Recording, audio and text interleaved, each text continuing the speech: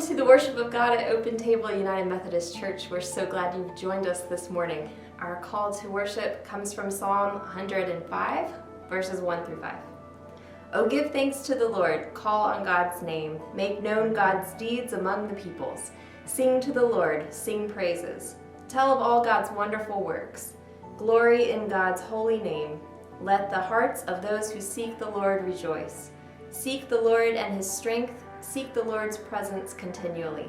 Remember the wonderful works God has done, the miracles and judgments God has uttered. Great.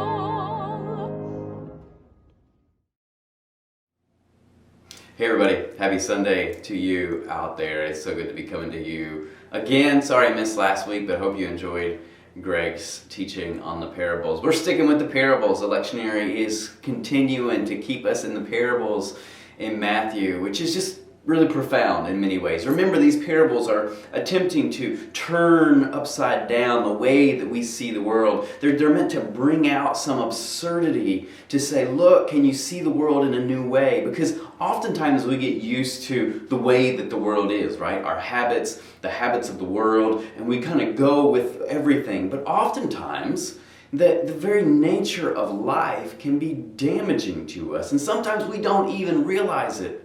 I would say most of the time, we don't even realize it. So what the parables are trying to do, are they like, imagine that the world was a snow globe that was just sitting there for a long time, and it just, you see this scene there, and what the parables do is they pick up the snow globe and shake it, and then things are going everywhere, and we can see the world in a whole new way. As I was reading the parables and thinking about this week, this is challenging, another very challenging parable. And what we're having to do here in these parables is, I imagine sort of like our Christian lives have been covered in dirt, just years and years and years of what we thought was the interpretation. And here we find the same way. And so we have to be a bit of like archaeological here, whatever that word is. Yes. And so we got to undig, we got to pick up the pieces, brush off the dirt to find the true meaning. As I was thinking about this week, I was reminded of a person where I grew up. In high school, we moved to a small town called Pearisburg, Virginia. It was in the mountains, Appalachian Mountains, very rural. Everybody kind of knew each other there, and everybody knew each other's business. There was this man who lived there his whole life, and he was developmentally disabled. His name was Albert. And he would sort of walk the town all day long. We're a very small town. We had 2 stoplights at the time and 1 Dairy Queen. He would just walk all day long. And growing up as a teenager, you hadn't developed the sort of way of seeing the world properly yet. And I fell into this habit, and all of us fell into this habit, to make fun of the thing that was not normal, our normal. And so he made fun of Albert. He was sort of the butt of the jokes when we would see him. This was sad that we did this thing that I still remember. At football games on Friday night, he would come, and football was like the thing here in this small town, and everybody would go. But he never came into the games, but he was always there. And every week, we would oftentimes, a group of teenagers would take pennies, and they would throw them across the fence and watch him pick him up. He would frantically pick up the pennies. We laughed. It made us feel good at Albert's expense. Hold on to that story as we dive in to this parable. It comes to us in Matthew 22, and this is it. And Jesus spoke to them again in the parable, saying, "The kingdom of heaven is like a king who prepared a wedding banquet for his son." Now, lots of times, as we've talked many times here, that this king is not representation of God. This is not to be equaled with God. King is not God here. Oh, that's oftentimes what we're tempted to do when we read these parables, but that is not the point here. This is a king who the people would have known. As we see, he's not a very good king. He sent his servants to those who had been invited to the banquet to tell them to come, but they refused to come. Wow. So this king was making a banquet and invited people to come, but they refused. So lots of times when we read this parable, we fall into this trap of thinking that this is God and God is inviting everyone into the banquet, but people just be like, well, I don't believe in God. I'm not going to come. That's not what's happening here. This is not the point of the story. We begin here to notice very early on that something fishy is up. Why aren't these servants coming? Maybe we'll see in just a moment. Then he sent some more servants and said, "Tell those who have been invited that I have prepared my dinner. My oxen and fatted calf have been butchered, and everything is ready. Come to the wedding banquet." But they paid no attention and went off, one to his field, another to his business. The rest seized his servants, mistreated them, and killed them. The king was enraged. He sent his army and destroyed those murderers and burned their city. Whoa. Like, we're alerted to some things that are going on here. So this king is not a kind king, and the servants don't like the king, and there's this battle going on. This is the way, Jesus here is telling us, this is the way the world works. This king that you know of is a tyrant, and people don't want to come participate in his tyranny and his life.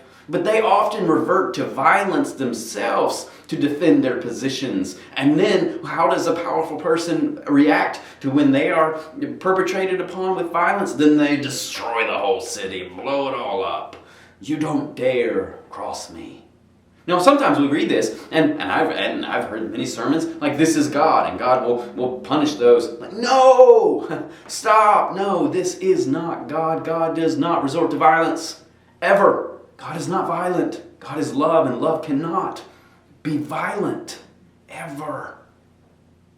And so here, what's going on? What I want you to be asking here is, who's the hero? Who is the hero of this story? Then he said to his servants, "The wedding banquet is ready, but those I invited did not deserve to come." This is a wedding banquet. This is a big deal. "Go to the street corners and invite to the banquet anyone you find." So the servant went out into the streets and gathered all the people they could find, the bad as well as the good, and the wedding hall was filled with guests, finally. But the king came in to see the guests and noticed a man there who was not wearing wedding clothes. Now, it was a tradition when you came to a wedding to have wedding clothes on, and oftentimes the host would even provide, these weren't like a suit and tie or tuxedo, this was like a kind of a robe that would go over your garments so that you would be clean, so that you would be prepared, so that you could be part of this wedding banquet. The host would often provide them if they were very wealthy. So this is not a big deal. Could have put it on. But the man there was not wearing the wedding clothes. "Friend," he asked, "how did you get in here without wedding clothes?" The man was speechless, or I would say, the man refused to speak. Then the king told the attendants, "Tie him up hand and foot, and throw him outside into the darkness, where there will be weeping and gnashing of teeth. For many are invited, but few are chosen. What a perplexing parable. What does this mean? How do we even take anything from it in life? This is not like God, who would throw people out because of what they were wearing or what they were believing. But oftentimes this is what the church has done with this parable, right? And we say, well, you see, this is God, and if you don't believe like us, if you don't practice like us, if you don't put on the full Christian life, then God is going to banish you out into the darkness, where you will suffer. What kind of God are you believing in? Goodness, this is not God, the God that we see in Jesus Christ, who is sacrificing himself, taking on the suffering of the world. Oh, maybe this is speaking about Jesus, isn't it? Maybe this person who shows up at the party is not just unintentionally not wearing wedding clothes. Maybe they aren't just, oh, I forgot, or I didn't have the clothes. Maybe there's something bigger going on.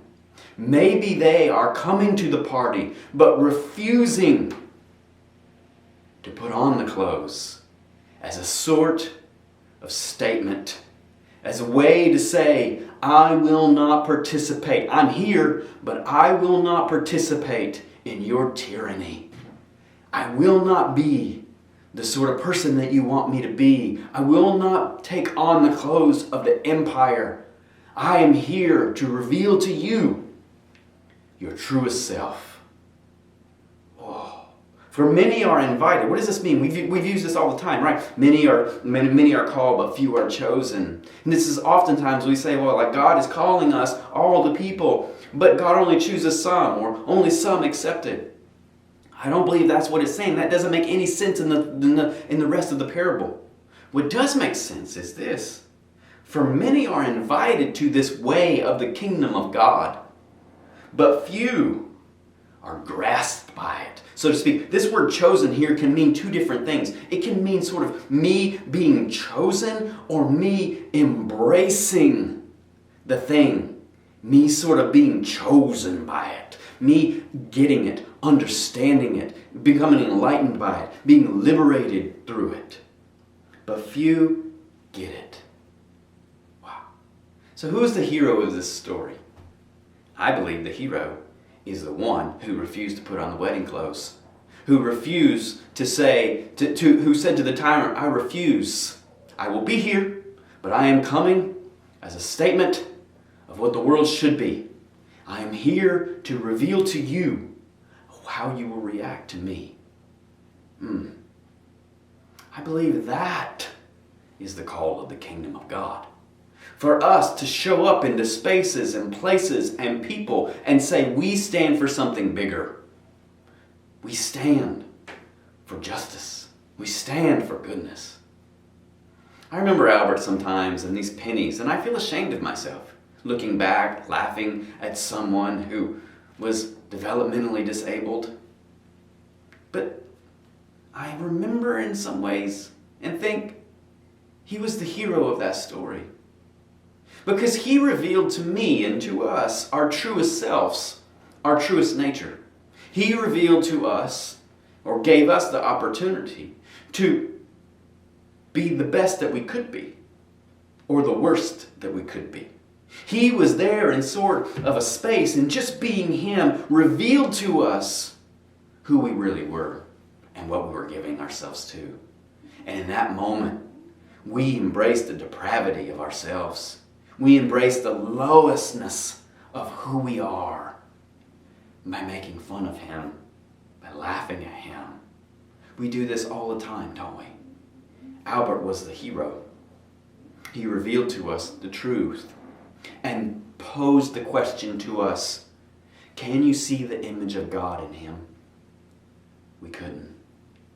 All around us every day, we are encountering people who are different from us in some way. Maybe they have a different culture or different background, different economics, different skin color, different sexuality. And we are constantly being faced with the question posed by them to us. Can we see the image of God in them? And the answer to that question will determine so much about us, about who we are. Will we embrace the love that God gives, or will we fall to the hatred of the ways of the world? Who are the heroes around us today? I don't think that the heroes today are Trump or Biden, either one. I don't think our heroes are the police or the soldiers or the nurses. They're all great, good, but I don't think they're our heroes. I think the heroes are people like Rosa Parks, who show up in a system that is dominating people's lives and hurting each other and says, I'm here, and I refuse to be this for you anymore. I refuse to be your token.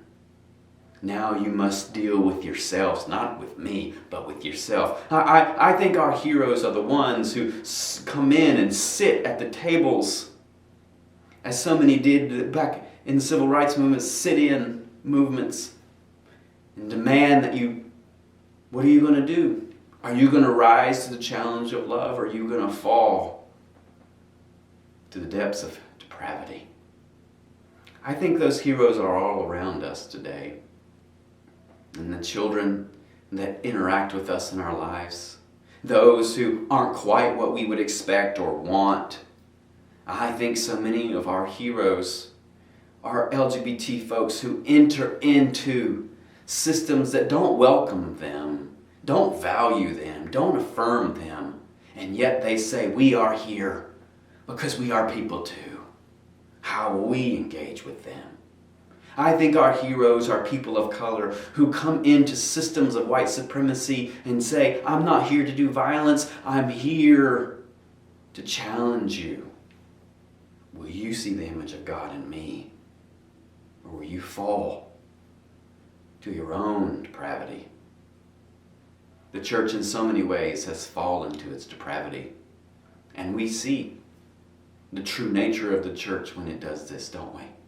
We see how we have hurt so many people, how we have refused to stand up, how we refuse to stand up for justice or equality or inclusion, and we hurt so many. We, the church, has often acted like I, as a teenager, throwing pennies to Albert, laughing. We control the system here, and you don't belong. We're sorry. I think this parable tells us a story of what Jesus is doing in the world and the story that we're being invited into today. Here is Jesus showing up at the banquet of the tyrant. How will we react to him? And that's what the world did. We bound him up because he wasn't wearing the clothes that we thought he should be. He wasn't saying the things that we thought he should be.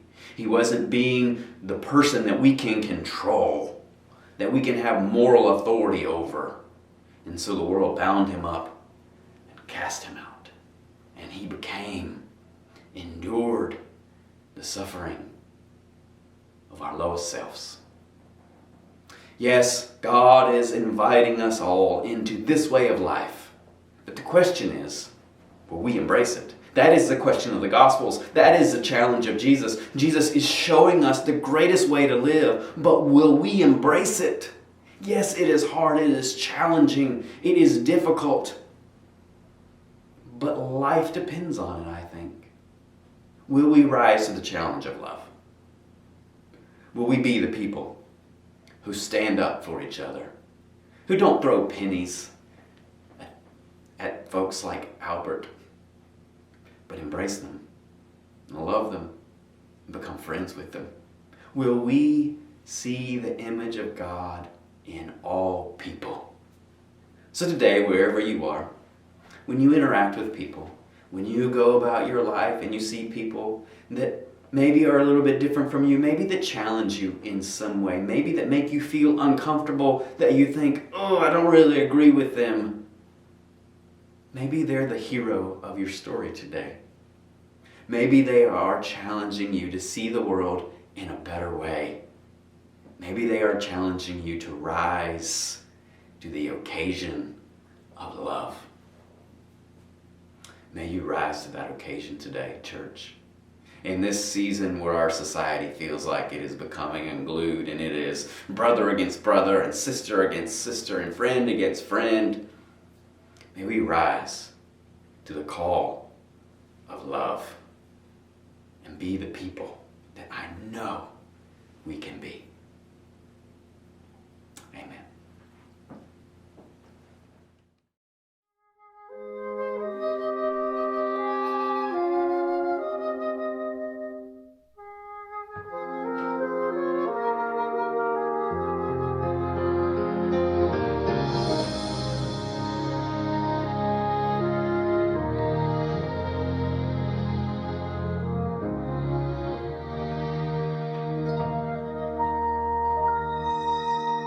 A place inside my spirit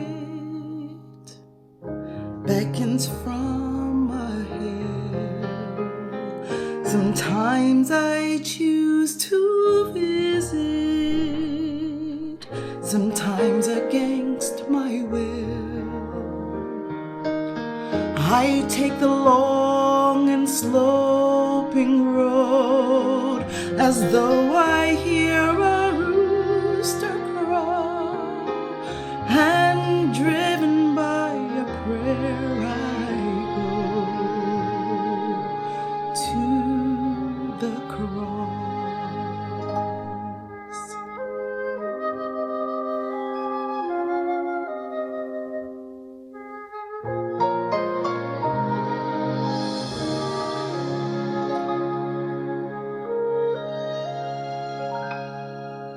Whenever I resist it, I am not at rest. It hovers there inviting me to be an honored guest. I need it daily, this I know. So with my selfish tears in tow, and with my fighting fears, I go to the cross, and there I lay them down for the Savior's love, because He gave His flawless life. I take it up,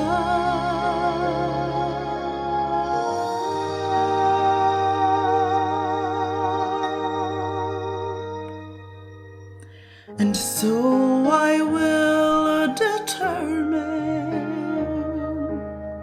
this cross to be my friend, and I will bear it in my heart until my pride is dead. Part of me will tell it no, but Christ was there before me, so I'll follow faithfully and go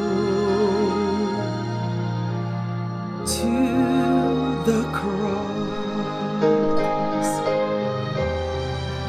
I'll follow faithfully and go to the cross.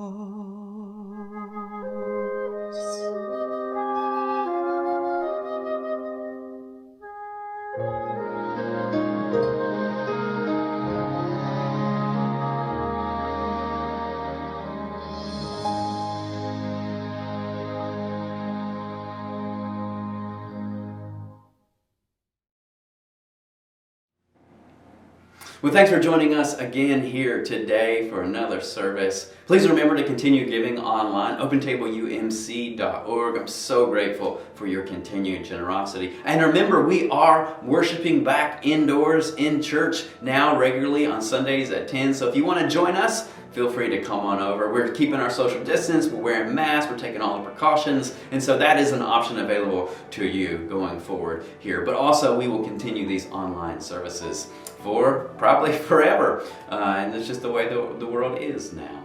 Thanks for being part of this church. Thanks for watching online. Now may you go, and may you be like that one who showed up to the party of the unjust king and say, I'm not going to participate in the depravity of injustice anymore. I will stand up for my brothers and sisters, my friends, my colleagues, my neighbors. I will stand up and embrace the call of love. Today, may you embrace the call of love. Hope you have a great week. See you soon.